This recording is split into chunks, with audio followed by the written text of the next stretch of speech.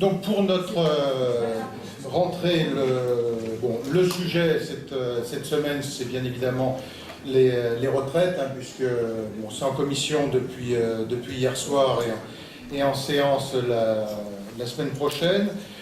On a provoqué une conférence des présidents extraordinaire, notamment sur le fait de l'étude d'impact, puisqu'on considère que l'étude d'impact qui a été rendue n'est absolument pas au niveau de ce qu'on peut attendre sur un texte de cette importance, et en tout cas ne répond pas aux objectifs définis dans la loi organique. Je pense entre autres au sujet des comparaisons de droit européen, puisque la seule référence qui est faite en matière européenne, c'est celle de la natalité, et rien sur la comparaison du droit dans les différents pays de l'Union, que ce soit ce qui se passe en Allemagne, qui a 65 ans, qui vont passer à 67, en Italie, en Espagne, au Royaume-Uni, aucun élément de comparaison.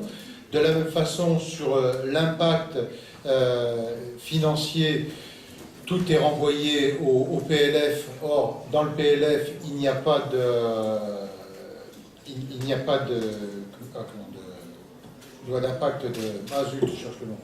d'étude d'impact dans le PLF. Donc, quand le gouvernement nous dit on renvoie au PLF sur les mesures financières, ce que l'on souhaitait avoir dans l'étude d'impact, c'est de voir concrètement quelles étaient les conséquences, combien de foyers allaient se trouver en situation d'être contribuables avec la suppression des avantages familiaux ou autres. De la même façon que les conséquences sur l'entreprise avec l'augmentation des cotisations, tout ça n'est évalué nulle part. Donc c'est pour ça qu'on récuse l'étude d'impact qui a été faite. Bon, il y a une décision hier en conférence des présidents où la majorité, passée en force parce que de toute façon elle est numériquement majoritaire. Il n'empêche que ce sera un argument sur le recours, parce qu'on ne peut pas réformer les retraites sans avoir une étude d'impact solide au préalable, et là, ça n'est vraiment pas le cas. Et sur les autres points, notre ligne sur le texte retraite, on est à peu près à 400 amendements en tout aujourd'hui. Nous, venant de l'UMP, il y en a à peu près 120, une vingtaine repris collectivement par tout le groupe. Les 4-5 points sur lesquels on est, ce sont ceux de l'âge légal, du report de l'âge légal, c'est-à-dire la suppression des 43 années et le report de l'âge légal. C'est la convergence publique-privée, les périodes de référence, entre les 6 mois et les 25 ans, également les régimes spéciaux et les avantages familiaux. Voilà les points durs sur lesquels on va se battre. C'est Arnaud Robinet qui sera notre porte-parole et qui anime les différentes réunions de groupe là-dessus. Sinon, oui, pardon. Comment ? La période de référence. Sur la période de référence, elle vient de basculer sur un régime unique sur les 25 ans, et donc avec un étalement et un calendrier pour les régimes. L'objectif est d'arriver à une harmonisation publique.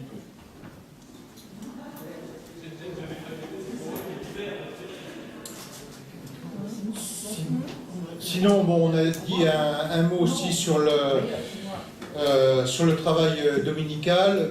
La ligne sur laquelle nous retrouvons, c'est la loi Mallier, qui avait été l'objet d'un débat important en interne à l'époque. Et on voit bien que c'est le point d'équilibre sur lequel on se retrouve.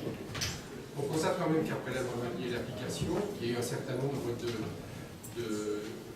une application qui a provoqué un certain nombre d'incohérences. Certains sont condamnés, d'autres ont le droit d'ouvrir quasiment dans le même périmètre et dans le même type d'activité.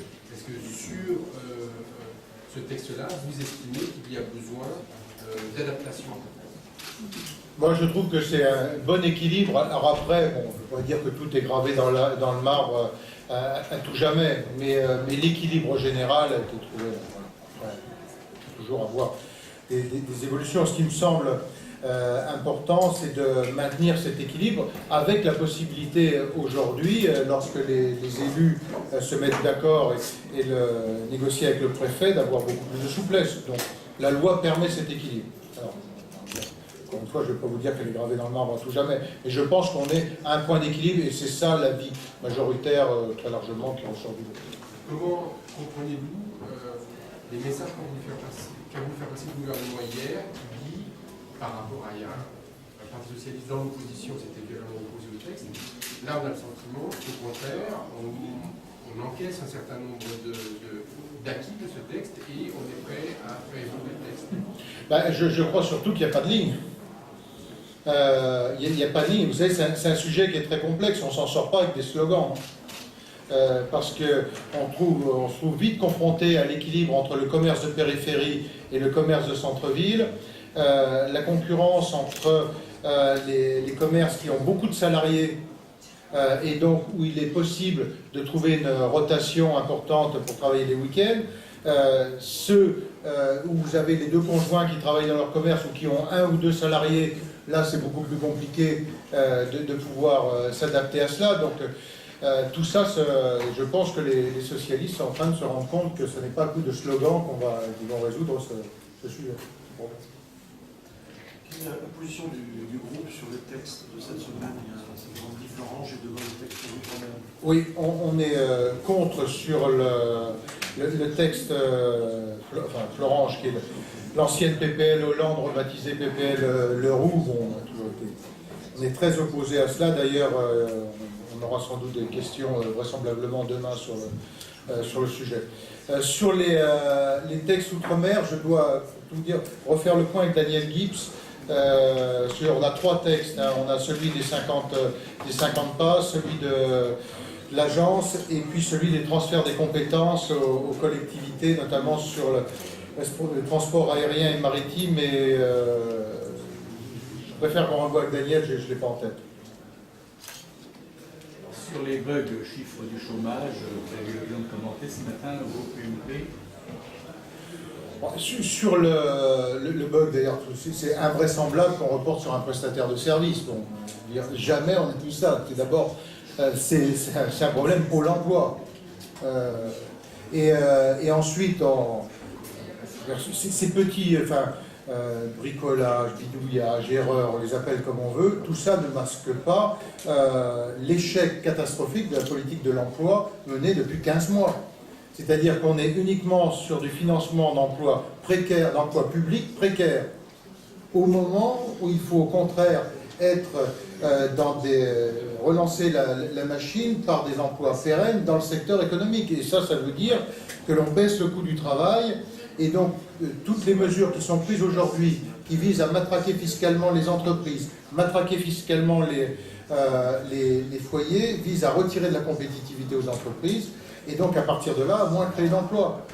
Donc c'est d'abord l'échec de la politique de l'emploi, parce que, au dernier point là-dessus, la concurrence, moi je vous invite à être attentif à ça, la concurrence entre les emplois d'avenir et les contrats d'apprentissage. On a depuis le début de l'année plus de 20% de baisse des contrats d'apprentissage. On est en train de fiche en l'air l'apprentissage par des contrats subventionnés de fonction publique, précaires.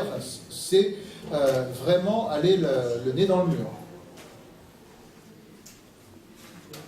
Concernant votre PPL livre, Oui. est-ce que vous avez eu des nouvelles de la majorité? On les attend, justement. Écoutez, je pense que Christian va pouvoir vous en dire un mot. C'est lui qui était à l'origine de cette PPL. Et on est en tout cas, je pense, sur un vrai sujet de fond. On a pris une belle initiative. Christian, je vous en parle. Oui, on attend effectivement des nouvelles du gouvernement qui doit normalement faire une proposition d'amendement pour compléter notre PPL, ce qui serait effectivement une solution de consensus, mais nous voulons connaître l'amendement avant de prendre notre position définitive. Et nous considérons qu'on a fait un bon boulot parce que on se rend compte qu'il y avait une vraie demande de la part des libraires indépendants qui nous écrivent assez massivement. Et nous pensons vraiment avoir pris les devants. Il nous semble que les services du ministère avaient pris quelques retards sur cette affaire. Quelle peut être la nature de l'amendement? Pardon? Quelle peut être la nature de l'amendement? Alors, nous l'attendons. On a eu des contacts avec le ministère, mais qui nous a dit travailler jusqu'à hier soir un amendement. Donc, dans la journée. Donc, ils amendent votre texte, il ne dirait pas au Parti Socialiste, on jette ce texte-là pour représenter le même à l'autre? Non. C'est un amendement qui compléterait notre PPL, en l'état actuel des rencontres. Jean-François Copé, ce matin, a dit qu'il allait interpeller le gouvernement cet après-midi sur les rythmes scolaires pour lui demander de repousser la date d'application. Est-ce que les députés maires UMP sont évidemment sur la même ligne, Jean-François Copé? Est-ce que ça a fait débat ce matin? Oui, enfin, on l'a évoqué, mais c'est un sujet qui est unanime. Tout le monde est conscient qu'on est vraiment sur une mauvaise réforme, impréparée, imposée en force. D'ailleurs, ce n'est pas le fait du hasard quand on n'a que 20% des communes qui s'y sont engagées. Je crois que là-dessus, Payon a réussi à se mettre à dos les enseignants, les directeurs d'école, les associations de parents d'élèves, les élus locaux et les contribuables, parce qu'il n'y a rien de financé. Je crois qu'il a coché toutes les cases de la réforme à ne pas faire. Toutes les cases ont été cochées. Et il nous crée, comme souffle Bernard, la taxe Payon, puisque c'est les collectivités locales qui vont avoir à le financer. Avec une évaluation qui était aux alentours de 2 milliards, alors qu'on avait parlé de 500 millions au départ. C'est bon ?